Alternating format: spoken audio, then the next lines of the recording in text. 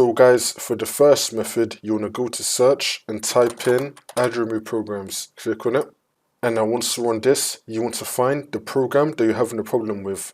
Let's say I'm having a problem with photos, for example. I'm going to click on the three dots and then click on advanced options.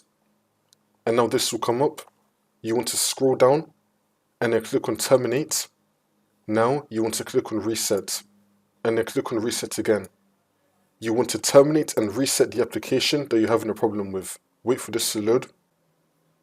Now once that's been reset, see if that works for you. If that's still not working, then you want to go back to installed apps. And then once we're here, you want to scroll down. You want to find the application you're having a problem with. You want to click on the three dots and then click on uninstall. And then you want to uninstall it. After you uninstall the application, you want to reinstall it again. If you're having a problem with a Microsoft application, you can most likely reinstall it from the Microsoft Store.